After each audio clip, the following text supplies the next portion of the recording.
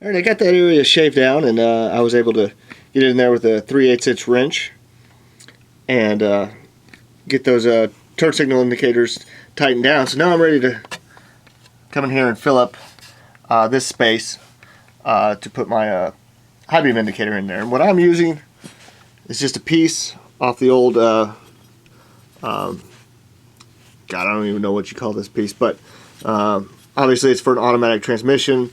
And as you saw in my in one of the previous videos, my truck is a 3-speed manual column shift. So this is useless to me, but it came with the truck because somebody swapped out the gauge cluster and everything like that.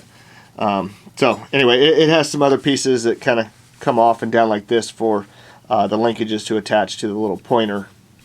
But I just took some tin snips. It's real thin metal. So I just took some tin snips and cut that off because I don't need that. And I was thinking about painting it, but I kind of like this bare steel that's on the backside. I'm actually not sure if it's steel or aluminum. I do believe it is steel though. But I kind of dig this, and so I'm going to use this. Obviously we're looking at the back of the gauges. I'm just going to come in there and fill that space kind of like that. So let me flip this around and I'll show you. Alright, so here's the front of the turn signal indicators. You can still kind of see a little bit of that triangle pointer area below the indicator lights, the bezel around them. Kind of wish that wasn't there, but that's the way it is. I guess you could go slightly larger on your indicator lights, but nonetheless, here's that piece I was just talking about.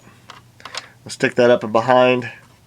I'm not sure how I'm going to mount it in there. I may just hot glue it and then drill a hole and put my high beam indicator in there. So let me figure out how I'm going to do this, and then I'll come back and shoot some more video.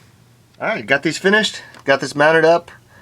This piece back here, the little tag, little detent marker, I just hot glued it in place. Got a little bit of hot glue oozed out right there, so I'll just get a razor blade and clean that up. But other than that,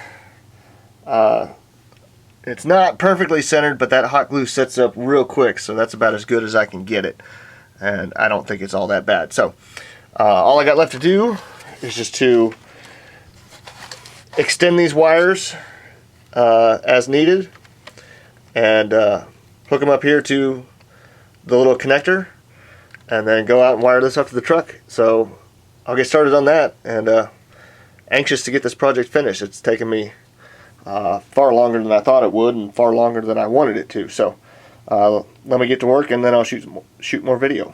Alright, the wiring here on the backside is completely finished.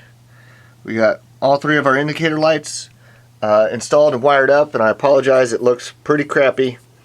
But I'm kind of anxious to get this installed and get finished with this project. So we're ready to take our little connector piece right here and go wire this up inside the truck, and then we'll be ready to test out all the gauges.